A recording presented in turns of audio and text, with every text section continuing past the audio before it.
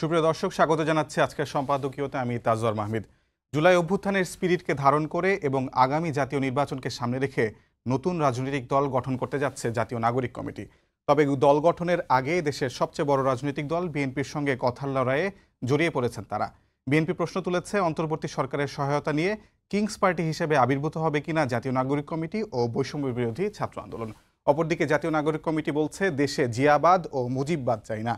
কেমন হবে সেই নতুন রাজনৈতিক দল, সে বিষয়ে জানতে আজকে আমাদের মুখোমুখি জাতীয় নাগরিক কমিটির আহ্বায়ক নাসিরউদ্দিন পাটোয়ারি। তার কাছে আমরা জানতে চাইব দল গোছানোর প্রক্রিয়া, আগামী দিনের পরিকল্পনা, সাম্প্রতিক বাদানুবাদ, রাজনৈতিক বিভাজন সহ নানা বিষয় নিয়ে। জনাব নাসিরউদ্দিন পাটোয়ারি, আপনাকে স্বাগতম আমাদের সঙ্গে যুক্ত হওয়ার জন্য। দর্শক, আপনারাও এই আলোচনায় অংশ নিতে পারেন। এজন্য আপনাদের ফোন করতে হবে টেলিভিশনে দেখানো নম্বরে, এছাড়াও ফেসবুকের মাধ্যমে আপনাদের মন্তব্য পাঠাতে পারেন আমাদেরকে। আলোচনার শুরুতে জানিয়ে দেব এখনকার প্রধান শিরোনামগুলো।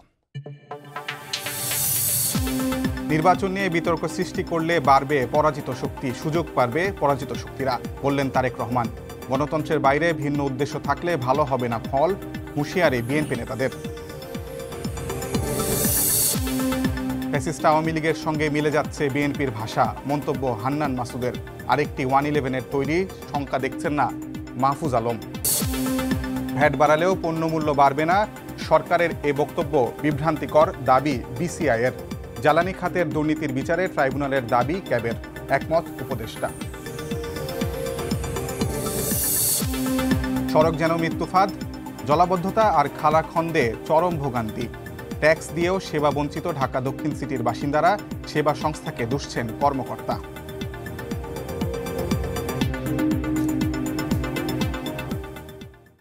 জনাব নাসিরউদ্দিন পাটোয়ারি, আপনাকে স্বাগতম আমাদের সম্পাদকীয়তে আজকে অতিথি হিসেবে আসার জন্য।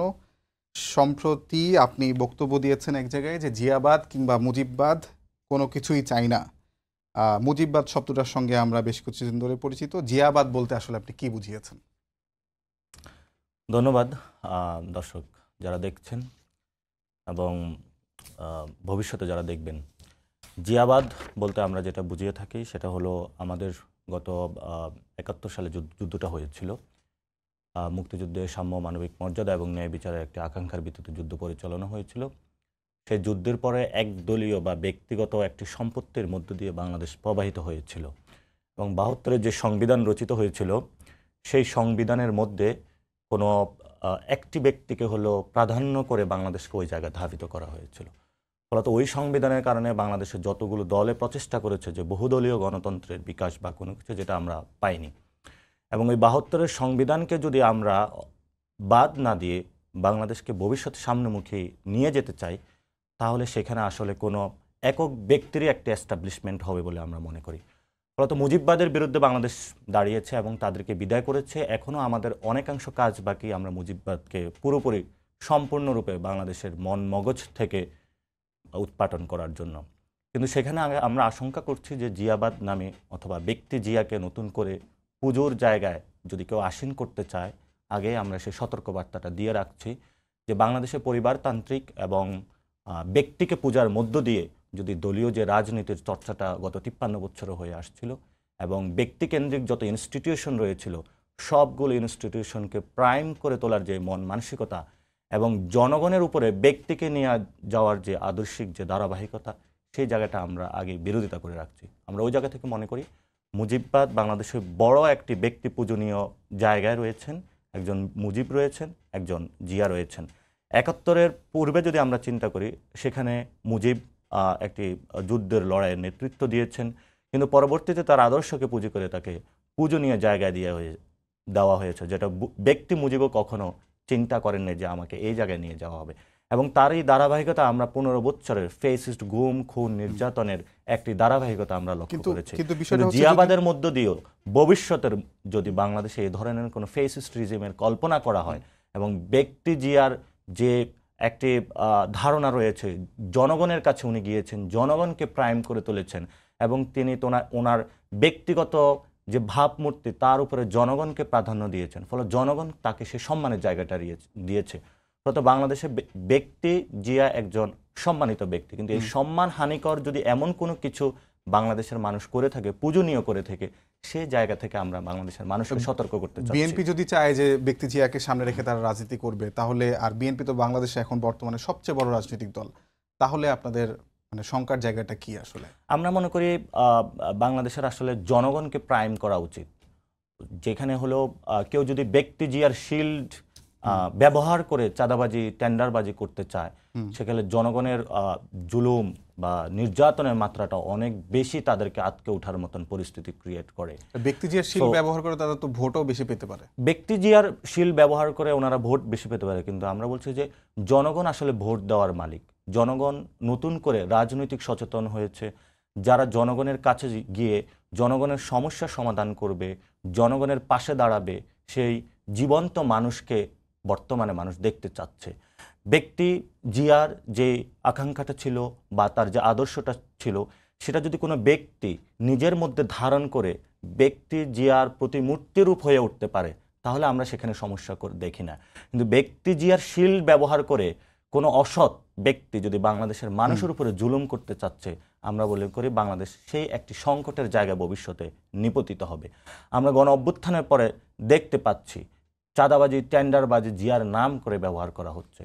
ফলত আমরা এই জায়গা মনে করতেছি যে মুজিবকে যেভাবে শিল্ড ইউজ করে মানুষের উপরে গুম খুন নির্যাতন চালানো হয়েছিল, ব্যক্তি জিয়াকে প্রাধান্য করে পূজনীয় করে শিল্ড হিসাবে ব্যবহার করে মানুষের উপরে জুলুম নির্যাতন চালানোর একটি মানে চাঁদাবাজি যদি বলা হয়, চাঁদাবাজি তো আসলে নিয়ন্ত্রণ করার দায়িত্ব সরকারের, সরকার আপনাদের, সেটা আপনারা সেই ব্যর্থতা ঢাকতে কি আসলে জিয়াবাদকে নতুনভাবে একটা বাদ হিসেবে উপস্থাপন করছেন কিনা? না, আমরা এই জায়গায় মনে করি যে আপনি যদি চিন্তা করেন, একটা হলো স্টেট, আর একটা হলো সরকার, আর একটা হলো রাজনৈতিক দল। জনগণের মধ্যে একটি শ্রেণী যারা রাজনৈতিক দল হিসেবে নিজেদেরকে পরিচয় দিয়ে থাকে, তারা হলো সরকার বা অ্যাডমিনিস্ট্রেটিভ পাওয়ারে যাওয়ার জন্য চেষ্টা করে। স্টেট অ্যাডমিনিস্ট্রেটিভ বডি এবং রাজনৈতিক দলগুলো এগুলো পারস্পরিক সম্প্রীতির ভিত্তিতে হলো কাজ করে থাকে এবং তাদের মধ্যে একটা আন্ডারস্ট্যান্ডিং থাকে। কারণ রুট লেভেল পর্যন্ত অ্যাডমিনিস্ট্রেটিভ বডি যদি কাজ করতে হয়, কারণ তাদের জনগণের ঘর পর্যন্ত কিন্তু অ্যাক্সেস থাকে না সরকারের সব বিষয়গুলো নিয়ে, ফলত ওই জায়গাগুলো কিন্তু পলিটিক্যাল যে পার্টিগুলো তারা নিয়ন্ত্রণ করে থাকে। সেই জায়গাতে আমরা দেখতে পাচ্ছি যে বিভিন্ন জায়গায় যে সিন্ডিকেটগুলো রয়েছে, তারা সেগুলো যখন সরকারি বাহিনী সেগুলো যে বাধাগ্রস্ত করার চেষ্টা করেছে, যে সিন্ডিকেট ভেঙে দেওয়ার জন্য চেষ্টা করেছে, সেখানে তারা দেখতে পেয়েছে যে বিভিন্ন পলিটিক্যাল পার্টি তাদেরকে বাধা দিচ্ছে। এবং আমরা গণ অভ্যুত্থানের সম্প্রীতি এবং ঐক্যের জায়গাটা যাতে নষ্ট না হয়, আমরা যথেষ্ট ধৈর্য ধারণ করেছি। মানুষ বিরক্ত হয়ে আমাদের কাছে এসেছে, তারা চাঁদাবাজি টেন্ডারবাজির শিকার হচ্ছে। সেই জায়গাটা আমাদের মনে হয়েছে এখন চুপ করে থাকার সময় না, মানুষের পক্ষে কথা বলা প্রয়োজন। সরকার সেই জায়গাটায় আমি স্পষ্ট করেছি, সরকারের যে বাহিনীগুলো রয়েছে, সে বাহিনীগুলো যখন মানুষের কাছে যাচ্ছে, সেখানে চাঁদাবাজ যারা টেন্ডারবাজ তারা প্রতিরোধ করে দাঁড়াচ্ছে এবং তারা জিয়াকে ডাল হিসেবে ব্যবহার করছে, বিভিন্ন রাজনৈতিক দলের পরিচয়কে ব্যবহার করা হচ্ছে। ফলত তারাও সেখানে গত 15 বছরে তারা নির্যাতিত হয়েছিল, তাদের মধ্যে একটা ক্ষোভ রয়েছে যে আমাদের এখন খাওয়ার অধিকার এসেছে। তো সরকারি বাহিনীগুলো সেখানে অ্যাক্টিভ হতে পারছে না তাদের কর্মকাণ্ডের কারণে। কারণ যে মানুষটা মাত্র জেল থেকে ছাড়া পেল, সে আবার আগের ডাকাতি, সে আগের রাহাজানি, সে আগের, কিন্তু হলো সরকারি বাহিনী হলো যথেষ্ট ধৈর্যের পরিচয় দিচ্ছে। কিন্তু আমরা আমাদের জায়গা থেকে স্পষ্টত বলতে চাই, জনগণের যে রাজনীতির যে প্রাইম জায়গাটা, এটা আমরা তুলে ধরবো। ভবিষ্যতে জনগণকে সামনে রেখে যে রাজনীতি, আমরা সেই দিকেই ধাবিত হবে।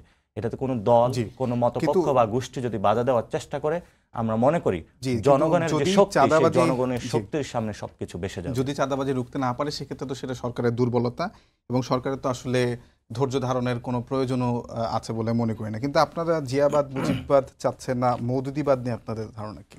আমরা তো কোনো বাদ চাচ্ছি না, আমরা সরাসরি বলছি যে জনগণের বাদ বাংলাদেশের সৃষ্টি হোক, অর্থাৎ জনগণকে প্রাইম করে বাংলাদেশের হলো মানুষ এগিয়ে যাক। জনগণের যে চাওয়া আকাঙ্ক্ষা গত 53 বছরে বাংলাদেশে পূরণ হয়নি, সেই আকাঙ্ক্ষার যে বাস্তবায়ন রয়েছে, সেটাই আসলে মানুষের প্রাইম হওয়া উচিত। এখানে কোনো ব্যক্তি, কোনো দল, কোনো পরিবার, কোনো দলীয় আদর্শ মানুষের উপরে কখনো স্থান দেওয়া উচিত বলে আমরা মনে করি না। মানুষের প্রয়োজনে দল সৃষ্টি হয়, কিন্তু সেই দল যখন মানুষকে মানিয়ে যায়, সেই দলের প্রাসঙ্গিকতা ইতিহাস থেকে হারিয়ে যায়। যেমন আমাদের সামনে উদাহরণ রয়েছে একটি প্রাচীনতম দল আওয়ামী লীগ, যারা মানুষের উপরে নিজেদেরকে প্রাইম করে তোলার চেষ্টা করেছিল, ফলত তারা ইতিহাসের গর্বে হারিয়ে গিয়েছে এবং ভবিষ্যতে তাদের বাংলাদেশের রাজনীতি করার কোনো সুযোগ থাকবে না বলে আমরা আশা করি। কিন্তু আপনি যে এই ধরনের বক্তব্য আপনাদের পক্ষ থেকে, বিশেষ করে জাতীয় নাগরিক কমিটি এবং বৈষম্য বিরোধী ছাত্র আন্দোলনের পক্ষ থেকে বিএনপিকে উদ্দেশ্য করে বা অনেকটা আক্রমণ করে বক্তব্য দেওয়া হচ্ছে, সেটা কি আসলে এই সময় যে জাতীয় ঐক্যের প্রয়োজনীয়তাটা ছিল সেটাকে অনেকটা বিনষ্ট করছে কিনা? আমরা এই পর্যন্ত বিএনপিকে কোনো আক্রমণাত্মক বক্তব্য দেইনি। আমরা বলছি যে জনগণের যে কথাগুলো আমরা সেগুলোই প্রকাশ করছি। ফলত এখানে যদি কোনো কেউ আক্রমণাত্মক জায়গা থেকে হয় তাহলে সারা বিয়ানপুর যারা কালচারাল যারা ইফেক্টিভে নষ্ট হয়েছে সেই মানুষগুলোর জ্বলে ওঠে।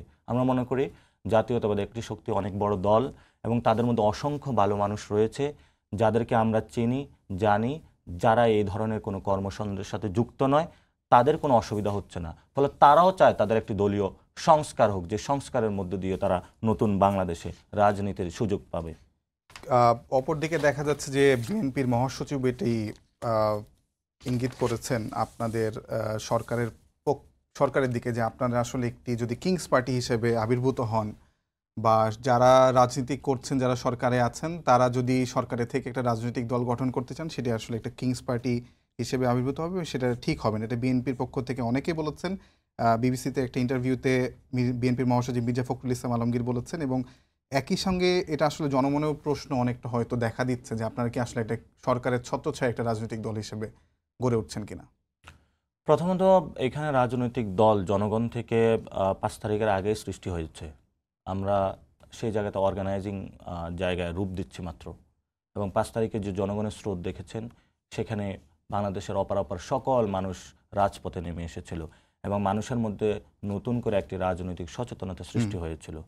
আপনি যদি পার্সেন্টেজ আকারেও ধরেন, টোটাল যে বাংলাদেশের পলিটিক্যাল এরিনা যারা পলিটিক্স অ্যাক্টিভলি করে সেখানে মাত্র ২.৫% মানুষ পলিটিক্স করে। এবং তারা কেন, বাকি মানুষরা কেন পলিটিক্যালি এঙ্গেজড হচ্ছে না? কারণ তাদের পলিটিক্যাল যে সংস্কৃতি রয়েছে সেই সংস্কৃতি বেরোয় নতুন একটি আত্মবিশ্বাসের জায়গায় নিজেদের একটি দল খুঁজতেছিল। সেই জায়গা থেকে তারা যখন আমাদের উপরে বিশ্বাস করে মাঠে নেমে এসেছিল তখনই কিন্তু একটি রাজনৈতিক দলেরও সৃষ্টি হয়েছিল, অর্থাৎ একটি কমিউনিটি তৈরি হয়েছিল, যে কমিউনিটিগুলো ঐক্যবদ্ধ হয়ে আগামীর যে মানুষগুলো শহীদ হয়েছে গণতান্ত্রিক প্রক্রিয়ায় তারা অংশগ্রহণ করবে। এখন যদি পলিটিক্যাল পার্টি না থাকে আপনি, তাহলে তো গণতান্ত্রিক প্রক্রিয়াটা বাধাগ্রস্ত হবে সেই জায়গা থেকে। তো আমরা মনে করি যে গণতান্ত্রিক প্রক্রিয়ায় পার্লামেন্টে যাওয়া, মানুষের কথাগুলো বলা এবং ফেসিবাদী ব্যবস্থার বিলোপ এবং একটি নতুন যে রাজনৈতিক বন্দোবস্ত, সেই জায়গা থেকে আমাদের যে নিরন্তর লড়াই, সেই নিরন্তর লড়াইটা চালিয়ে যাওয়া প্রয়োজন। আমরা জনগণের কাছে যাব, জনগণ যদি আমাদেরকে অ্যাকসেপ্ট না করে তাহলে তো আমাদের কোনো কিছু করার নেই। আর যদি জনগণে নিজেদের জায়গা থেকে অ্যাকসেপ্টেন্সি দেয় তাহলে তো আমাদের সেই সুযোগ অব্যাহত থাকবে।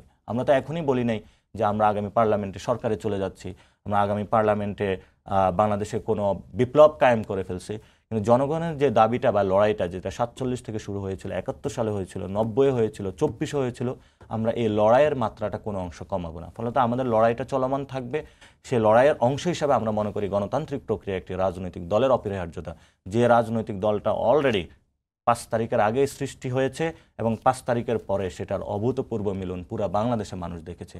আমরা জাস্ট তাদেরকে অর্গানাইজিং করে গণতান্ত্রিক প্রক্রিয়া আপনাদের প্রতিনিধিরা সরকারে আছে, এই সময় আপনারা একের পর এক বিভিন্ন উপজেলায় কমিটি দিচ্ছেন, সেটা কি আসলে কিংস পার্টি হিসেবে আপনাদেরকে আখ্যায়িত করা যায় কিনা?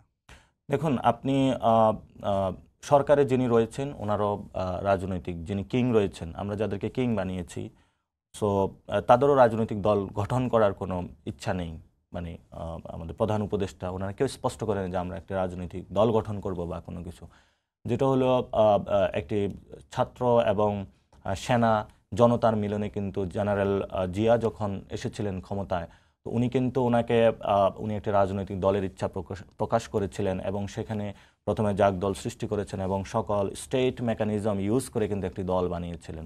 কিন্তু ওনারা পরবর্তীতে জনগণের রায় পেয়েছে এবং সেই জনগণের রায়ের মধ্য দিয়ে নিজেদের অবস্থান স্পষ্ট ব্যক্ত করতে পেরেছে। এবং আরেকটি দল সৃষ্টি হয়েছিল, জেনারেল এরশাদ করেছিলেন, কিন্তু জনগণ তাদেরকে অ্যাকসেপ্ট করেনি। ফলত বিএনপিকে যখন অ্যাকসেপ্ট করে নিয়েছে ফলত তারা একটি বৈধতার জায়গায় পেয়েছে এবং তারাও কিন্তু এভাবে দল সৃষ্টি করেছিল। এবং বর্তমান যারা সরকারে রয়েছে এটা কোনো ব্যক্তি বা কোনো দলের জায়গা থেকে তারা কিন্তু সরকারে নাই, সবগুলো অংশীজনের বিভিন্ন ব্যক্তিবর্গ তারা রয়েছেন, সিভিল সোসাইটি রয়েছেন। তারা কিন্তু দলীয় যে দল গঠন করবে পূর্ববর্তীতে তাদের এমন কোনো বক্তব্য আমরা দেখতে পাইনি, এখনও দেখতে পাচ্ছি না, আমার ভবিষ্যতে দেখতে পারবো। তবে এখানে একটি স্পষ্টত কথা আসে, ছাত্র উপদেষ্টারা তাহলে এখানে ২ জন রয়েছেন, সেখানে তাদেরও তো রাজনীতি করার একটি ব্যত্যয় বা ইচ্ছা পোষণ থাকতে পারে, তাহলে সেই বিষয়ে তো একটা কিংস পার্টির আলামত থাকতে পারে। আমরা সেই জায়গা থেকে বলছি যে যখন আমরা এই গণ অভ্যুত্থান সংগঠিত হয়েছে, আমাদের 2জন বা 3জন প্রতিনিধি সরকারে গিয়েছে এবং তারা সরকার পরিচালনায় শিখছে, অংশগ্রহণ করছে এবং জনগণকে সেবা দেওয়ার জন্য চেষ্টা চালাচ্ছে। জনগণের যে বড় একটি বিরাট অংশ রয়ে গিয়েছে, তাদের কিন্তু গণতান্ত্রিক প্রক্রিয়ায় অংশগ্রহণের একটি বিষয় রয়েছে এবং তারা সেই প্রক্রিয়ায় অংশগ্রহণ করছে। ফলত এখানে তাদের মর্জি বা মাফিকের উপরে ইচ্ছা করে কিন্তু দল গঠন হচ্ছে না, এটা জনগণের মধ্য থেকে একটি দল গঠন হচ্ছে।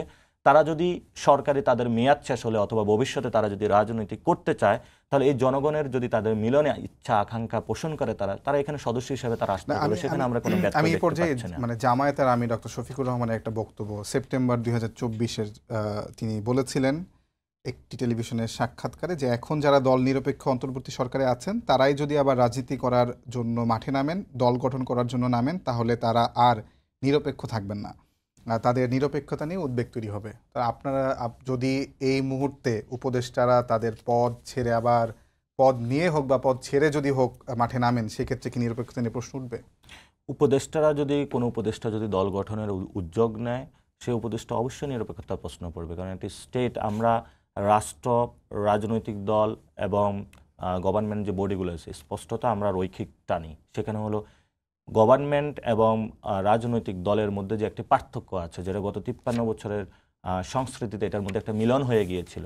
এটা বিএনপিও ক্ষমতায় ছিল, আওয়ামী লীগও ক্ষমতায় ছিল, তারা গভর্নমেন্ট এবং দল তাদের মধ্যে যে একটি বিভেদ বা পার্থক্য বিদ্যমান, তারা এটা কখনো চেষ্টা করে না বা এই চর্চাটা তারা করে নাই। আমরা আমাদের যখন এই প্রক্রিয়াগুলোতে এগুচ্ছি, সরকারের কোনো উপদেষ্টা আমাদের এই প্রক্রিয়াগুলোতে কোনো কিছুতে নাই। ফলত আমরা এটা জনগণের মধ্যে সহযোগিতা করছেন আপনাদের? না, আমাদের সহযোগিতা তারা করছে না। যেহেতু আমরা জনগণের সরকার হিসাবে তাদেরকে বসিয়েছি, আমরা তাদের পলিসিগত জায়গা থেকে হোল গভর্নমেন্ট বডি হিসাবে আমরা তাদেরকে জবাবদিহিতার আওতায় আনতে চাই এবং যেই কাজগুলো জনগণের কল্যাণমুখী কাজ, আমরা সেগুলো তাদেরকে স্বীকৃতি দিয়ে থাকি। কারণ জনগণের একটি ফুল যত জনতা অংশগ্রহণ করেছিল বৈষম্যবিরোধী ছাত্র আন্দোলনের ব্যানারে, সকলের অংশগ্রহণেই কিন্তু সরকার গঠন হয়েছিল। ফলত সরকারকে যেমন আমি জবাবদিহিতার আওতায় আমার আনার সুযোগ রয়েছে, তেমনি সরকারকে সমালোচনা, আলোচনা সবকিছুতে আজকে আমরা দেখলাম যে উপদেষ্টা মাহফুজ আলম তিনি তার এলাকার রামগঞ্জে গেলেন একটি গণসংবর্ধনা বা সমাবেশে, সেটিতে একটা রাজনৈতিক প্রয়াসই বলা যায়। সেক্ষেত্রে কি তার অবস্থান থেকে যদি তিনি পরবর্তীতে নির্বাচন করেন, তার উপদেষ্টায় থেকে যে আজকের সমাবেশ, সেটা কি মানে এক ধরনের আনফেয়ার অ্যাডভান্টেজ নেওয়া কিনা হবে কিনা, সেই সময় প্রতীয়মান হতে পারে কি? প্রথমত উনি যদি আজকে রাষ্ট্রীয় কোনো বিষয় ব্যবহার করে অথবা যদি রাষ্ট্রীয় প্রোটোকল নিয়ে এই ধরনের করে থাকে, সেটা আসলে জবাবদিহিতার আওতায় আসা উচিত। তো স্রুপ যেটাকে বলে, অর্থাৎ রাষ্ট্রীয় অর্থের অপচয়, সেই জায়গা থেকে আমরা মনে করি না উনি রাষ্ট্রীয় কোনো অর্থের অপচয় করেছেন। উনি এলাকা থেকে উপদেষ্টা হয়েছেন, ওনাকে এলাকায় সংবর্ধনা দিয়েছে এবং এটা বাংলাদেশের সর্বক্ষেত্রে আমরা দেখি যে কোনো এলাকা থেকে যদি কেউ উঁচু স্তরে কোথাও যায় অথবা রাষ্ট্রের কোনো কার্যে অংশগ্রহণ করে, তারা তাদের সেই জায়গা থেকে তাদেরকে সংবর্ধনা দিয়েছে। এটা আমরা আমাদের নাগরিক কমিটির পক্ষ থেকেও তাদেরকে সংবর্ধনা দেইনি, আমরা সরকারের কোনো ইনস্টিটিউশন থেকেও তাকে কোনো সংবর্ধনা দেওয়া হয় নাই। ফলত এটা তাদের একটা ব্যক্তিগত ভেঞ্চার বলে আমরা মনে করি।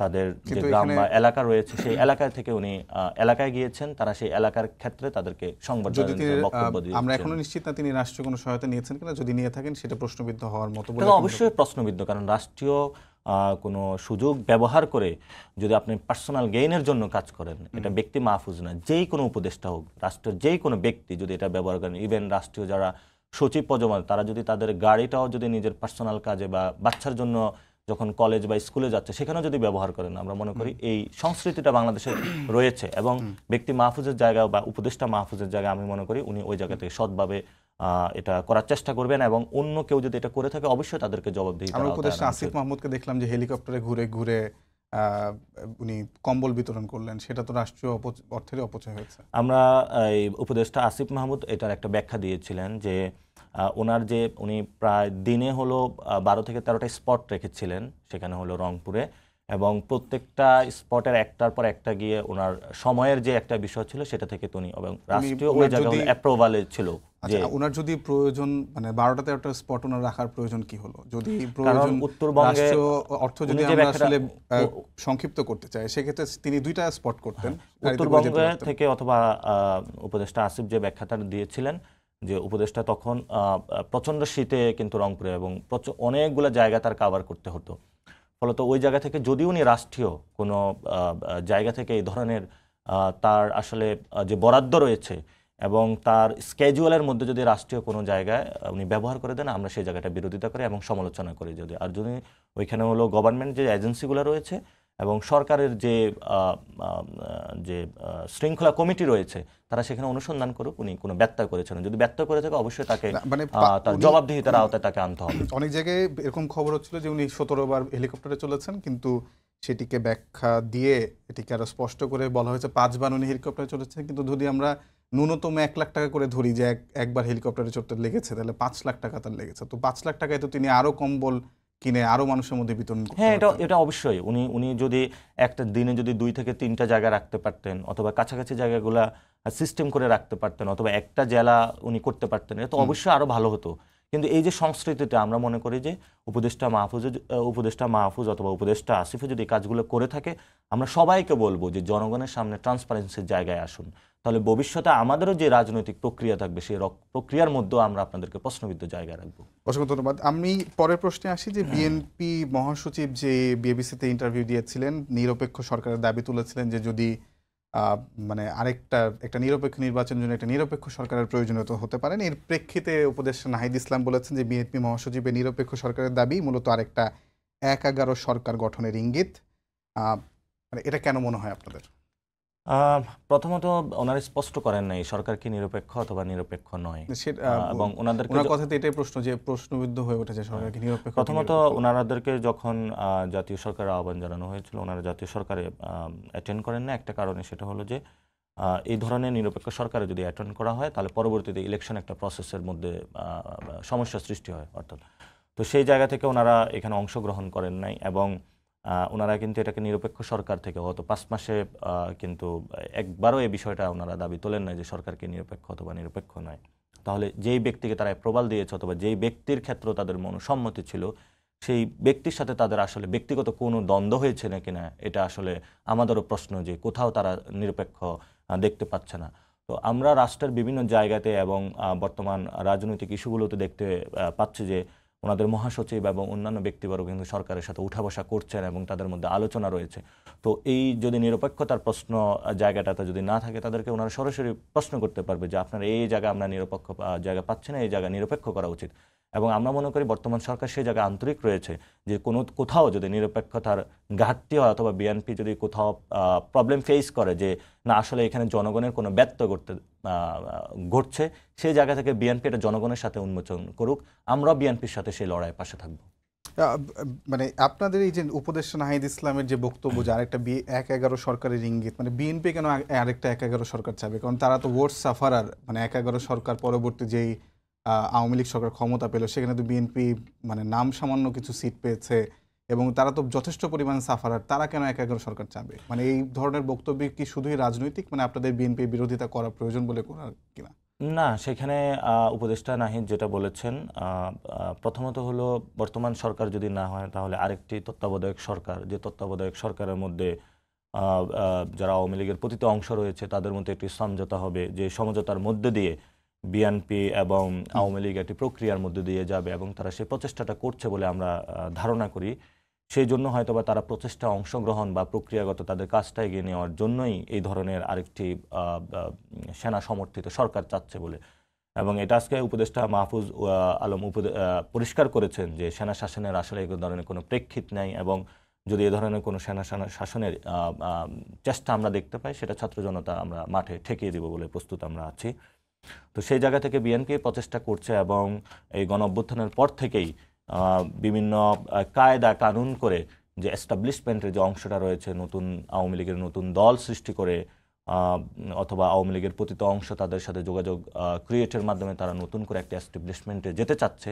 তা আমরা এই জায়গাটা মনে করি যে বিএনপির অনেক দায়িত্বশীল ব্যক্তিবর্গ রয়েছেন, অনেক তাদের মধ্যে অনেক দেশপ্রেমিক মানুষ রয়েছেন, তারা বারবার সেই জায়গাটা বিএনপির যারা বিভিন্ন রাষ্ট্রের ইন্ধনে চলছে তাদের সেই জায়গাটা তারা তাদের ষড়যন্ত্রকে ভণ্ডুল করে দিচ্ছে। এবং এই দেশপ্রেমিক যে বিএনপির অংশটা রয়েছে, আমরা তাদেরকে বলবো ভবিষ্যতে এই ধরনের যদি কোনো ষড়যন্ত্র কোনো দলের অংশ করে থাকে আপনারাও সেই মানে ষড়যন্ত্রের মোকাবেলা আপনি তো করবেন। এটা খুবই গুরুতর অভিযোগ করলেন যে আওয়ামী লীগের অনেকে বিএনপির সঙ্গে যোগাযোগ রাখছে, এটা আপনাদের কেন মনে হচ্ছে? এরকম কোনো প্রমাণ আপনাদের কাছে আছে কিনা? কারণ আমরা মনে করি যে আপনার দেখেন যে ইন্ডিয়ান যে আহ, সেনাপ্রধান তিনি একটা বক্তব্য দিয়েছিল এবং বিএনপিও একটি বক্তব্য দিল, সাথে সাথে আরাফাত যিনি আছেন পতিত স্বৈরাচারের আমরা যাদের দেখেছিলাম মিডিয়াতে তারও একটি বক্তব্য এসেছে এবং আজকে জিএম কাদেরের একটি বক্তব্য এসেছে।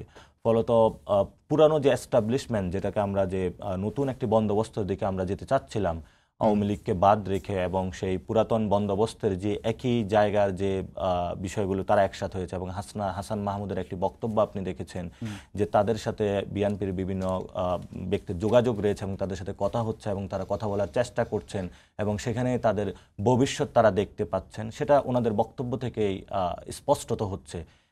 এটা এমন না যে কোনো লুকায়িত কোনো বিষয় যেগুলো সোশ্যাল মিডিয়া এবং বিভিন্ন মাধ্যমে দেশের জনগণ প্রত্যক্ষ করছে।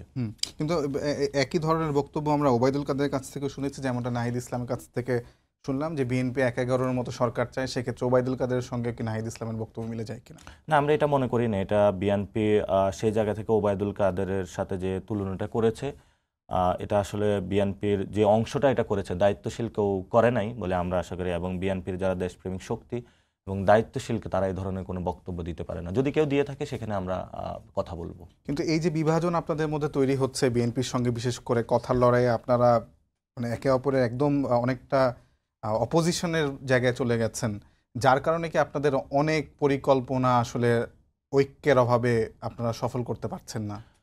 প্রথমত বিএনপির যে অংশটা দেশপ্রেমিক শক্তি তাদের সাথে আমাদের ঐক্যের জায়গাটা রয়েছে। আমরা একই সাথে রাজপথে ছিলাম এবং বিএনপির যে তরুণ প্রজন্ম যারা রয়েছে তাদের সাথে আমরা রাজপথে ছিলাম এবং যাদের সাথে আমাদের ঐক্যের জায়গাটা এখনও আছে। কিন্তু আমরা দেখতে পাচ্ছি বিএনপির অনেকাংশ বিভিন্ন জনের বক্তব্য যেটা বিএনপির স্টেটমেন্টের বাইরে গিয়েও তারা দিয়ে থাকে, সেখানে দেখতে পাচ্ছি তাদের বক্তব্যগুলো জাতির মধ্যে ধোঁয়াশা সৃষ্টি করছে এবং 5 তারিখের পরে বৈষম্যবিরোধী ছাত্র আন্দোলনের নেতৃত্বে যে জনতার একটি ঐক্যবদ্ধ শক্তি ছিল সেই ঐক্যবদ্ধ শক্তির জায়গা থেকে তারা বারবার বাধাগ্রস্ত করার চেষ্টা চালাচ্ছে এবং তারা একটি সমস্যা সৃষ্টি করতে জনগণকে দেখাতে চাচ্ছে যে আমাদের মধ্যে ঐক্যের জায়গাটা নেই এবং এই অনৈক্যের জায়গাটা সুযোগ নিয়ে অন্য কাউকে তারা এস্টাবলিশমেন্টের সুযোগ করে দিতে চাচ্ছে।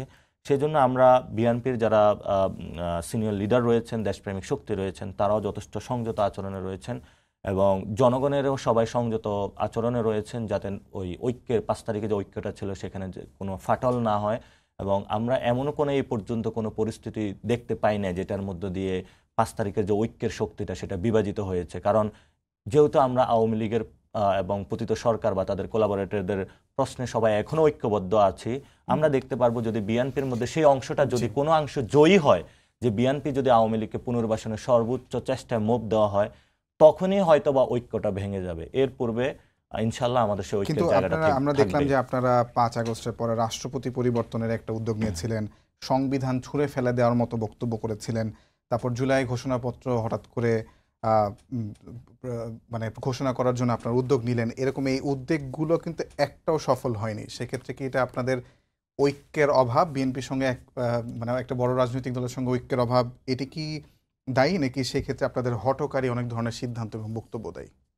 না, আমরা মনে করি যে প্রথমত রাষ্ট্রপতির যদি বিপ্লবী সরকার হতো তাহলে তো আসলে রাষ্ট্রপতির অধীনে শপথ নেওয়ার কোনো প্রয়োজন ছিল না। তো প্রথমে হেড অফ দ্য স্টেটের জায়গা যদি না থাকে তাহলে তো একটা স্টেটে থাকে না, সেই জায়গাতে কিন্তু শপথ গ্রহণ অনুষ্ঠান হয়েছিল এবং শপথ গ্রহণ অনুষ্ঠানে সব দলেরই অংশগ্রহণ ছিল এবং আমাদের মধ্যে এরকমই একটি কথাবার্তা ছিল যে শপথ গ্রহণের পরে রাষ্ট্রপতি পরিবর্তন করা যায় কিনা সেই ধরনের একটি কথা জনমুখে ছিল এবং সেই জায়গা থেকে আমরা দেখতে চাচ্ছিলাম যে বাংলাদেশের যে হেড অফ স্টেট ওই জায়গাতে পতিত আওয়ামী লীগ সরকারের কোনো অংশ না থাকুক। কিন্তু সেই জায়গা থেকে আমরা মনে করি বিএনপির দেশপ্রেমিক যে শক্তিটা রয়েছে সেই শক্তিটা অনেকাংশে বিজয় হয়নি বলে হয়তোবা চুপ্পু আজকে রাষ্ট্রপতি ভবনে বিরাজ করছে। আমরা বলেছিলাম যে গত 3টি ইলেকশনকে যারা জয়ী হয়েছিল সেখানে এবং বিএনপিরও কিছু ক্যান্ডিডেট তারা অংশগ্রহণ করেছিল এবং তারাও জয়ী হয়েছিল এবং সেখানেও দেশপ্রেমিক শক্তি পরাজিত হচ্ছে এবং অন্যান্য যে শক্তিগুলো রয়েছে বিএনপির মধ্যে এবং অন্য পার্টিগুলোর মধ্যে তারা জয়ী হয়েছে। তা আমরা চিন্তা করেছিলাম যে নতুন যেহেতু ৭২-এর সংবিধানের মধ্য দিয়ে বাংলাদেশে নতুন একটি একদলীয় শাসন এসেছিল এবং গত ১৫ বছরে ৫৩ বছরে যতগুলা গুম খুন সবগুলার এই যে প্রক্রিয়াগত প্রসেসের মধ্যে এই সংবিধান সমস্যা সৃষ্টি করছে, এই সংবিধান থেকে, মুজিববাদী সংবিধান থেকে বের হয়ে আমরা একটি জনগণের সংবিধান তৈরি করার প্রচেষ্টা চালাচ্ছিলাম। সেখানেও আমরা দেখছি বিএনপির যে দেশপ্রেমিক যে শক্তিটা রয়েছে তাদেরকে কোণঠাসা করে রাখা হয়েছে এবং যারা তরুণ প্রজন্ম তাদের হাতে এখনো দায়িত্বটা দেওয়া হচ্ছে না। তা আমরা আশা করি এটা বিএনপির যারা এখনো রয়েছেন, আমাদের সে দাবিগুলো এখনো আছে এবং ভবিষ্যতে থাকবে এবং সেই লড়াইটাও তারা রেখেছে। বিএনপির যারা তরুণ প্রজন্ম সেটা বিএনপির মধ্যে তাদের লড়াইটা রেখেছে। আমরা আশা করি যে দ্রুত গতিতে সেই তরুণ প্রজন্ম বিএনপির ভিতরে যারা রয়েছেন, বাইরে যারা রয়েছেন, সে দেশপ্রেমিক শক্তিটা অন্যান্য শক্তির উপরে জয়ী হবে এবং আমাদের যে দাবিগুলো আমার ছিল যেটা সেই প্রশ্ন দাবিগুলো সেটা হলো যে আপনারা কি আসলে আসলে মানে অনেকগুলো ৫ আগস্ট আপনাদের একটা বিরাট সফলতা, বিরাট সাহসের পরিচয়, সেটা নিয়ে কোনো প্রশ্ন নেই, কিন্তু ৫ আগস্ট পরবর্তী আপনারা যে পলিসি গুলো আপনারা আসলে ইমপ্লিমেন্ট করতে চেয়েছিলেন দেশে, রাষ্ট্রের একটি কাঠামো পরিবর্তনে কিংবা নতুন রাজনৈতিক বন্দোবস্ত যেটি বলেন, সেই ক্ষেত্রে কি আপনারা সবগুলোতেই ফেল করেছেন কিনা? না দেখুন, গত ১৫ বছর আমি কিন্তু ২০১৩ সালে জেল কেটেছিলাম। So it's not about the ৫ তারিখে ৫ আগস্ট হুট করে কোনো কিছু হয়ে গেছে এরকম আমরা তো মনে করি না। এটা একটা দীর্ঘ প্রচেষ্টার অংশগ্রহণ ছিল। যেই মানুষগুলো মামলা খেয়েছে, বিএনপিকে একবারও বিচারের কথা বলেছে? বলে নাই। এগুলো একদম প্রান্তিক লেভেলের জনগণ, যে গায়েবী মামলাগুলোর জন্য গত ১৫ বছর ধরে আমরা মানুষের কাছ থেকে, অনেক সিনিয়র লিডার কাছ থেকে শুনেছিলাম। গত ৫ মাসে কি আপনি শুনেছেন? শুনেন নাই। তাদের কোনো বিচার প্রক্রিয়া নিয়ে কোনো কথা হচ্ছে না। ফলত আমরা মনে করি এটা একটা জনগণের লড়াই। এই লড়াইয়ের অংশ হিসাবে আমরা মনে করি যে সংবিধান ইস্যু এবং রাষ্ট্রপতি ইস্যু, অনেকগুলো ইস্যু আমাদের সামনে এসেছে এবং যখন আমাদের রাজনৈতিক দল গাঠনিক প্রক্রিয়া যাবে, এই ইস্যুগুলো কিন্তু আরও ডে বাই ডে জনগণের কাছে আরও বেশি ভিজিবল আকারে যাবে। তো পুরো বাংলাদেশ যেভাবে হলো হাসিনার বিরুদ্ধে ঐক্যবদ্ধ হয়েছিল, তেমনি যখন আমরা সবাইকে গণপরিষদের নির্বাচনের ভিত্তিতে একটা ঐক্যবদ্ধ জায়গায় নিয়ে আসতে পারবো এবং এই সংবিধানের বিপরীতে গিয়ে নতুন জনগণের একটি সংবিধানের জায়গায় সকলকে নিয়ে আসতে পারবো, তখনই আসলে আমরা এটা নিয়ে আমাদের সর্বশেষ ফাইনাল মানে জায়গা যাব। এবং এটাতে আসলে আমরা কোনো দলের উপরে ডিপেন্ড করব না।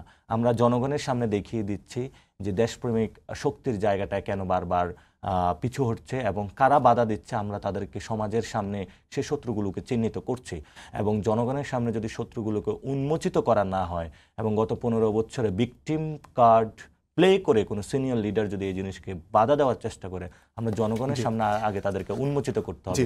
সেই জায়গাগুলো আমরা প্রসেসগুলো ক্রিয়েট করছি। আমি একটা বিষয় জানতে চাই যে অভ্যুত্থানের ৫ মাস পরে হঠাৎ আপনাদের মনে হলো ডিসেম্বরের ২৮ তারিখে সম্ভবত বা ২৯ তারিখে যে আপনাদের প্রোক্লেমেশন দেওয়া প্রয়োজন এবং নাও অর নেভার বললেন, এখন অথবা কখনো না। সেটা আমরা দেখলাম যে প্রোক্লেমেশন যখন ঘোষণা করার কথা তার ১৫ ঘন্টা আগে আপনারা নানা নাটকীয়তার পরে সেটিকে বাতিল করলেন, মার্চ ফর ইউনিটি করলেন এবং মার্চ ফর ইউনিটিতে বললেন যে ১৫ জানুয়ারির মধ্যে প্রোক্লেমেশন ঘোষণা করতে হবে। সেটাও তো বিফলে গেল। তো সেটাও কি আসলে আপনাদের এখানে হঠকারী এক ধরনের মানে একদম সময় কম রেখে রাজনৈতিক দলগুলোর সঙ্গে আলোচনা না করে এক ধরনের সিদ্ধান্তে যাওয়ার যে প্রবণতা, সেটার কারণে কি হলো কিনা? প্রথমত হলো ৩ তারিখে একটি ঘোষণা দেওয়া হয়েছিল যে ফ্যাসিবাদী ব্যবস্থার বিলোপ এবং নতুন রাজনৈতিক বন্দোবস্ত। ঘোষণাটা কিন্তু হয়ে গিয়েছে এবং মানুষ সেখানে ঐক্যবদ্ধভাবে অংশগ্রহণ করেছিল এবং ৫ তারিখে একটি ফ্যাসিস্ট সরকারের বিদায় হয়েছে। তো ঘোষণা কিন্তু ৩ তারিখে হয়ে গিয়েছিল এবং সেই ঘোষণাতে সবাই ঐক্যবদ্ধ হয়েছিল। কিন্তু ঘোষণার কোনো দালিলিক প্রমাণ ছিল না, এটা মানুষের মুখে মুখে ছিল। অর্থাৎ আমরা মনে করি বিএনপি এই জায়গায় একটি মস্ত বড় ভুল করতে যাচ্ছে যদি ঘোষণাপত্রটি দালিলিক বা লিখিত আকারে যদি না আসে। হয়তো তারা গত ১৫ বছরে যেভাবে ভুল করেছিল, ভুলের মাসুল এখনও দিচ্ছে।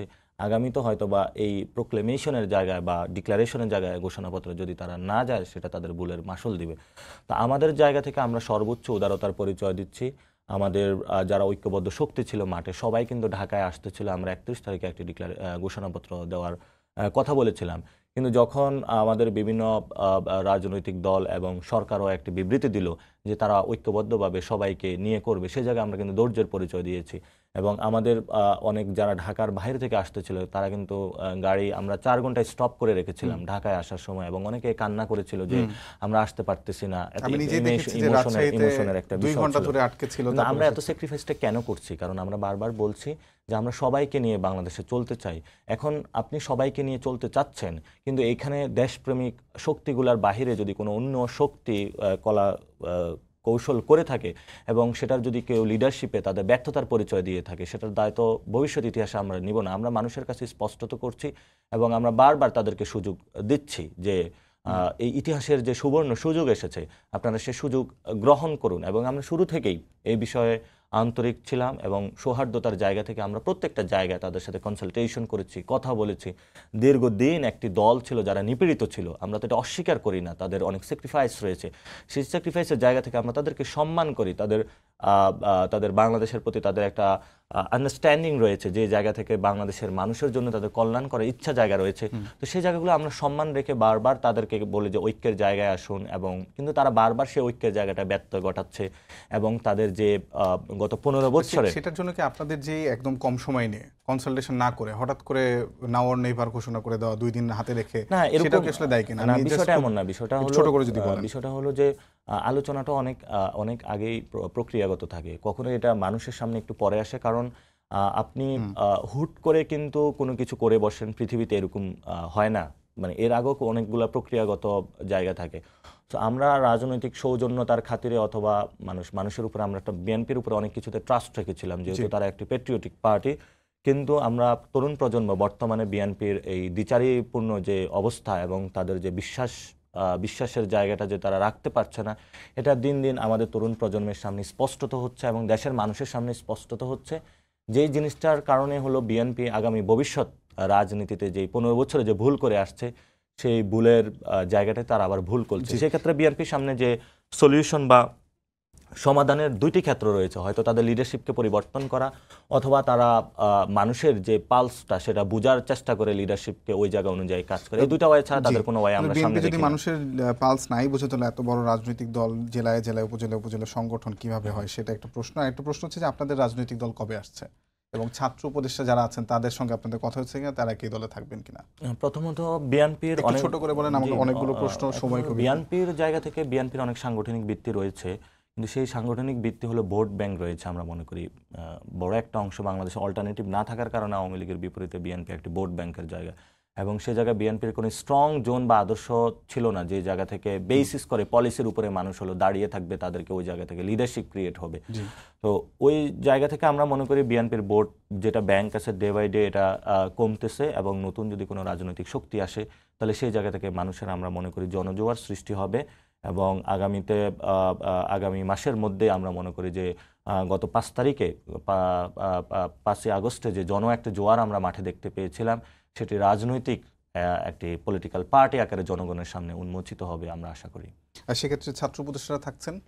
ছাত্র উপদেষ্টারা আমরা হলো দল গঠনের প্রক্রিয়াতে আছি। আমরা ছাত্র উপদেষ্টাদের এ বিষয়ে এখন আমাদের সাথে কথা হয় নাই যে তারা আসবেন নাকি আসবে না। আমরা এটাতে মনে করি যে দল গঠন তার স্বাভাবিক ন্যাচারাল প্রক্রিয়াতে এগিয়ে যাবে জনগণের মধ্যে থেকে। এখানে বাংলাদেশের সিটিজেন আকারে যে কেউ এটাতে অংশগ্রহণ করতে পারে, কিন্তু সরকারি কোনো পাবলিক অফিসে বসে কেউ এটাতে অংশগ্রহণ করতে পারবে না, সেটাতে আমাদের স্পষ্টত বার্তা রয়েছে। আপনারা বারবার জনজরের কথা বলছেন, জনগণের কাছে যাওয়ার কথা বলছেন, তার মানে আপনারা জনগণ কেন্দ্রিক একটি রাজনীতি বা জনসেবামূলক একটি রাজনীতি করতে চান। অপরদিকে দেখলাম যে জুলাই শহীদ স্মৃতি ফাউন্ডেশন, যেটি আসলে খুব ভালোভাবে কাজ করেনি, সেখানে সাধারণ সম্পাদকের দায়িত্ব ছিলেন আপনাদের জাতীয় নাগরিক কমিটি, যিনি মুখ্য সংগঠক সার্জিস আলম, তিনি এখন সেখান থেকে সরে এসেছেন। এবং জুলাই শহীদ স্মৃতি ফাউন্ডেশন যেই প্রস্তুতি এবং পরিকল্পনা নিয়ে এগোচ্ছিল সেটির একদমই বাস্তবায়ন হয়নি। এরকম একটি মানুষ যিনি ইতিমধ্যে একবার ফেল করেছেন, তাকে আপনারা মুখ্য সংগঠক হিসেবে রাখছেন, কাজে দিবে? প্রথমত হলো মানে আহতদের চিকিৎসা ব্যবস্থা ফুলি ডিপেন্ড অন আমাদের এডুকেশন সেক্টর।